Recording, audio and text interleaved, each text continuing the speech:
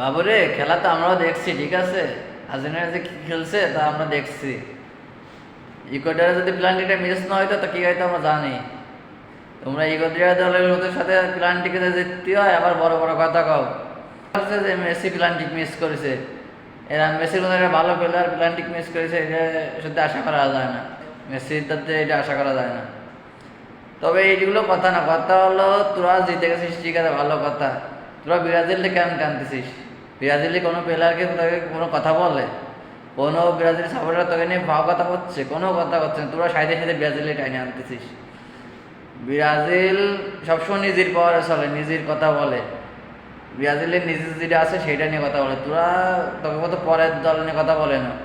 তোরা তো জার্মানির বাপ ডেকে কথা বলিস। জার্মানি 7টা দিছে, তোমাকে বাপ দাদা 7টা দিয়ে গেছে। সেইগুলো তোকে কি পাওয়ার আছে তাই কদিন?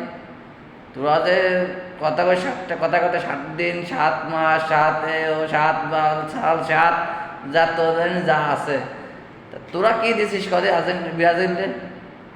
তোরা যে 7 নিয়ে কথা বলিস, 7 দিয়ে গেছে না জার্মানি। জার্মানির কোনো সাপোর্টার যদি কথা বলতো তাহলে মানা যেত।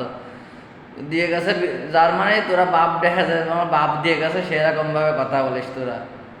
এইগুলো বাদ দিয়ে তোরা যেগুলো আছে তোকে তাই নিয়ে আয়, আমাদের দ্বারে আয়, ব্রাজিলের দ্বারে তাই নিয়ে আয়।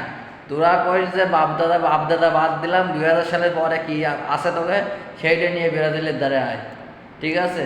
ফালতু চিল্লায় লাভ নেই, ব্রাজিলের দ্বারে বারে আয়, তারপরে চিল্লাই ব্রাজিল নিয়ে। ব্রাজিলের সাপোর্টাররা আর্জেন্টিনা নিয়ে কথা বলতে চায় না কোনো সময়, কারণ আর্জেন্টিনা ব্রাজিলের মতো দল না। ব্রাজিল অনেক উপরের দল এখনো। ব্রাজিলের সাথে কথা কয় মানায় জার্মানি, ঠিক আছে। তোদের মতো দলের সাথে কথা বলা মানায় না। তোরা আরো বড়